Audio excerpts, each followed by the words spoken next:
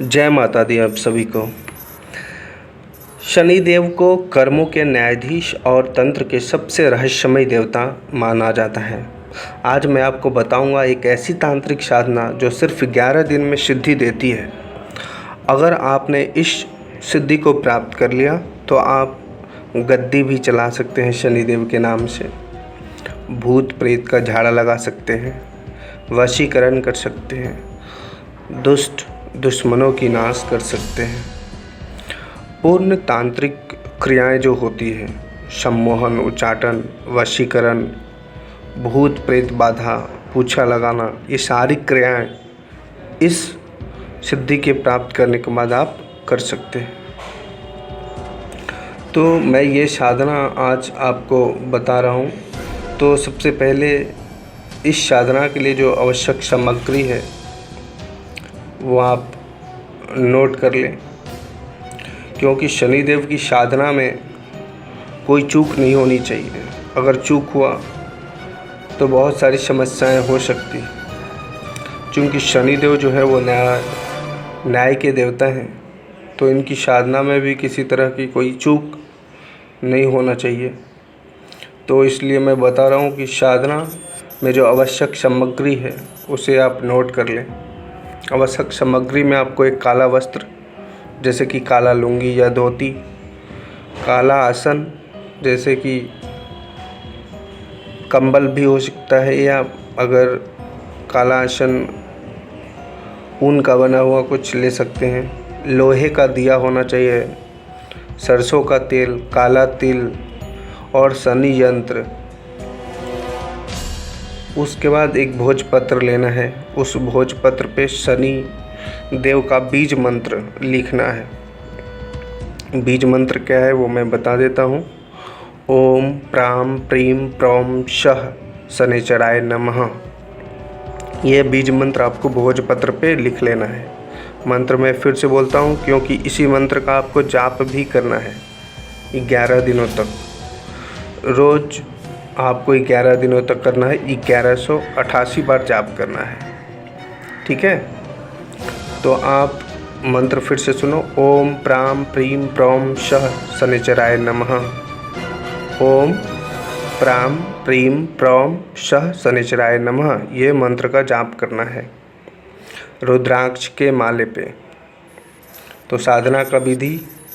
साधना के लिए आपको एक अकेले और अंधेरे स्थान का चयन करना है, जैसे कि छत पे भी कर सकते हैं। छत का जो चौपाल होता है, या जंगल, एकांत स्थल, अपने घर में भी कर सकते हैं। जैसा मैंने बताया कि कंबल का आसन होगा, और आप जब बैठेंगे तो आपका मुंह जो है वो पश्चिम दिशा की ओर होना चाहिए। जब आप आसन लगाकर बैठोगे तो सामने शनि यंत्र रखेंगे। लोहे का जो दिया है उसमें सरसों का तेल डाल के दीप जलाएंगे। शनि यंत्र स्थापित करने के बाद काला पुष्प उस पे चढ़ाना है और काला तिल चढ़ाना है। अब जो भोजपत्र पे हमने मंत्र लिखवाया था, वो आप अपने हाथ में ले लेना है या फिर यंत्र पे रख देना है।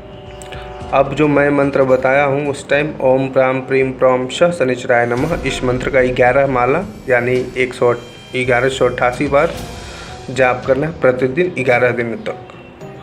जब जाप करने के बाद, प्रतिदिन जाप करने के बाद दोनों हाथ से शनिदेव को प्रणाम करना है, प्रार्थना करना है जाप करने के बाद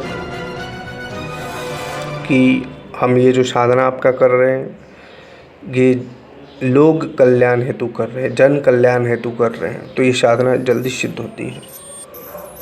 जैसे कि हे शनिदेव, कृपा मेरी रक्षा करें, मुझे भूत प्रेत दुश्मन और